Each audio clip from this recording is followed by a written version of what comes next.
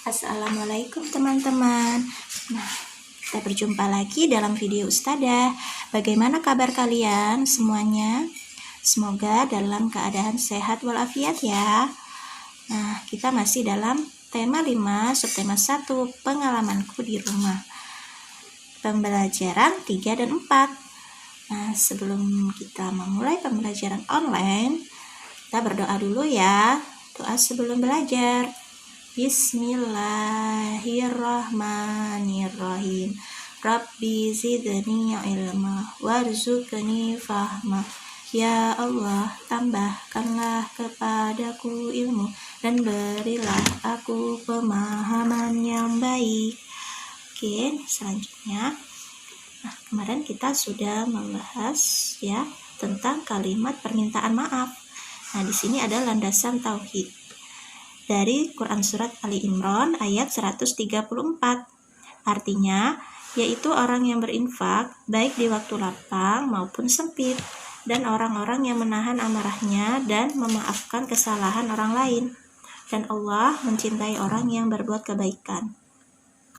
Nah, jadi teman-teman, kita jika melakukan kesalahan segera minta maaf ya.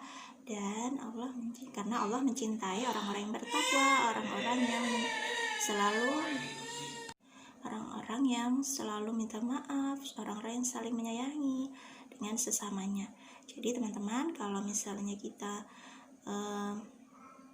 ada teman kita yang minta maaf kepada kita, harusnya kita selalu menerimanya dan memaafkannya, sebab Allah juga mencintai orang-orang yang memaafkan hambanya. Karena kita hanya manusia biasa yang selalu mendapatkan dosa, yang selalu melakukan kesalahan. Oleh karena itu kita harus saling memaafkan. Nah, seperti gambar itu, ada anak-anak yang bermain, kemudian ada suatu kejadian, maka ustadzahnya atau gurunya atau orang tuanya memberikan atau menasihati mereka untuk saling minta maaf ya. Jadi teman-teman, jangan sampai ada rasa gengsi atau malu untuk minta maaf, karena memaafkan itu hadiahnya adalah surga. Nah teman-teman, selanjutnya adalah macam-macam alat ukur. Nah, alat ukur itu kemarin kita sudah membahas, yaitu alat ukur penggaris ya, yang satuan ukurannya adalah sentimeter. Nah, penggaris biasanya kita gunakan untuk mengukur benda-benda yang bentuknya masih atau pendek ya, masih kecil, seperti pensil, penghapus dan lain sebagainya. Dan ini adalah alat ukur yang kita gunakan untuk mengukur benda-benda yang lebih luas dan lebih panjang, namanya meteran. Nah, ada 3 macam meteran, yaitu yang pertama meteran kain yang warna merah muda. Nah, digunakan untuk mengukur panjang kain. Nah, biasanya digunakan oleh para penjahit supaya kita bisa tahu ukuran yang akan kita gunakan atau ukuran yang pas untuk tubuh kita menjadi sebuah baju atau pakaian. Dan yang kedua adalah meteran roll kecil ya, yang di tengah itu yaitu untuk digunakan untuk mengukur benda seperti kayu ya, bangunan-bangunan yang biasanya digunakan oleh bapak tukang bangunan. Nah, jadi ada meteran roll besar yang digunakan untuk mengukur tanah atau lapangan, karena tanah dan lapangan itu biasanya panjang ya, sangat luas, maka menggunakan meteran roll besar ya teman-teman. Nah, jadi meteran ini mempunyai kegunaan dan fungsi masing-masing. Nah, teman-teman, kita sekarang sudah punya 4 alat ukur yang kita ketahui. Oke. Nah, selanjutnya adalah kita lihat cara mengukur. Bagaimana ya cara mengukur meteran? Apakah sama dengan penggaris kemarin? Nah, di sini ada Benny yang bertanya kepada kakak. Nah, Kak, bagaimana cara mengukur menggunakan meteran? Lalu kakak menjawab, nah, caranya sama dengan menggunakan penggaris. Mulailah dari angka 0. di mana 100 cm sama dengan 1 meter. Meter biasa ditulis M saja. Nah, kalau misalnya cm kemarin dengan cm, kalau meter dengan M saja. Nah, caranya sama ya teman-teman, dari ujung benda kita tepatkan dengan angka 0. Oh, setiap garis pada meteran sama ya dengan penggaris. Ya, benar, garis itu yang digunakan mengukur panjang benda. Coba perhatikan, 1 meter sama dengan 100 cm.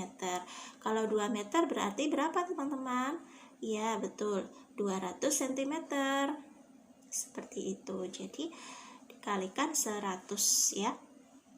Nah, jadi teman-teman cara mengukur sama saja dengan penggaris kemarin ya. Nah, sekarang kita ke puisi. Nah, puisi itu apa ya? Ternyata Benny itu tanya sama kakak, puisi itu apa? Apakah puisi itu sama dengan yang bukan puisi? Bukan puisi itu misalnya cerita ya, teks cerita. Nah, kata kakak, puisi ditulis dalam bentuk bait. Bait terdiri atas baris-baris. Bukan puisi bila bentuknya paragraf. Nah, jadi gitu ya teman-teman, kalau teks cerita itu paragraf dan tidak ada maknanya. Jadi kalau puisi itu biasanya isinya bermakna indah dan berbentuk hiasan. Jadi teman-teman perlu mengetahui perbedaan puisi dan yang bukan puisi. Contoh puisi seperti ini teman-teman. Taman bungaku, bila ku pandang hati pun senang. Tamanku cantik, sangatlah menarik. Taman bungaku, berserilah selalu, jangan pernah kau layu, karena aku kan bersedih-seduh. Oh angin dari segala rindu, mampirlah ke tamanku, sebarlah harum bungaku ke segala penjuru.